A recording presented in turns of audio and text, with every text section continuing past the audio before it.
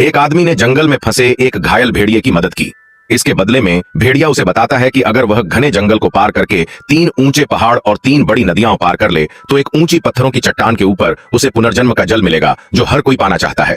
अपने बूढ़े पिता की जान बचाने के लिए वह आदमी 2 महीने से भी ज्यादा समय तक कठिनाइयों का सामना करता हुआ पहाड़ और नदियां पार करता है और आखिरकार उस चट्टान की चोटी पर पहुंचता है। वहां उसे एक अजीब सी गुफा दिखाई देती है। गुफा का द्वार किसी राक्षस के खुले मुंह की तरह डरावना लगता है, लेकिन आदमी को कोई डर नहीं है। उसे हर हाल में पुनर्जन्म का जल पाना है ताकि उसके पिता फिर से स्वस्थ जीवन जी सकें। इस विश्वास के साथ वह आदमी गुफा के अंदर बढ़ता है। रास्ते में कई मरे हुए साहसिक यात्रियों के कंकाल पड़े होते हैं जो खतरे का संकेत देते हैं। गुफा के अंत में 2 बाल्टियां रखी होती हैं।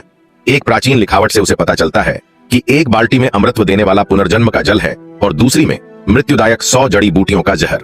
ज्यादा समय न गनवाते हुए वह एक घड़ा भरता है और जल्दी से वहां से निकल जाता है। जैसे ही वह बाहर आता है तेज आंधियां चलने लगती हैं और एक 3 सिरों वाला राक्षस प्रकट होता है। वह बताता है कि वह पहाड़ का रक्षक है और पुनर्जन्म का जल ले जाने के लिए आदमी को उसकी परीक्षा पास करनी होगी।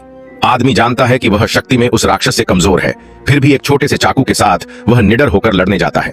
लेकिन राक्षस बहुत ताकतवर होता है और उसे जमीन में पटक देता है। संकट की घड़ी में आदमी याद करता है कि उसके पास पुनर्जन्म का जल है। वह तुरंत उसे पी लेता है और उसकी ताकत कई गुना बढ़ जाती है।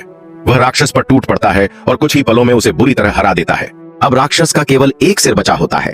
वह गुफा में भाग जाता है और पुनर्जन्म का जल पीने की कोशिश करता है, यह सोचे बिना कि भेड़िया पहले ही दोनों बाल्टियों की जगह बदल चुका था। राक्षस जहर पी लेता है। परिणाम वही होता है जिसकी उम्मीद थी। आदमी राक्षस को हवा में उछालकर जमीन पर पटक देता है। टक्कर इतनी जबरदस्त होती है कि पूरी चट्टान हिल जाती है, गुफा गिर जाती है और सब कुछ खत्म हो जाता है। आदमी घायल भेड़िए को गोद में उठाता है और उसे पुनर्जन्म का जल पिलाता है। अगले ही पल भेड़िया चंगा और ताकतवर हो जाता है। उसकी मदद से आदमी फिर से पहाड़ और नदियां पार करता है और कुनलुन पर्वत के नीचे अपने गांव लौटता है। लेकिन तब तक उसके पिता की हालत बेहद नाजुक हो चुकी होती है। जब वह घड़ा देता है तब तक वह खाली हो चुका होता है, मगर पिता को कोई दुख नहीं होता। वह पहले ही सब कुछ स्वीकार कर चुके होते हैं।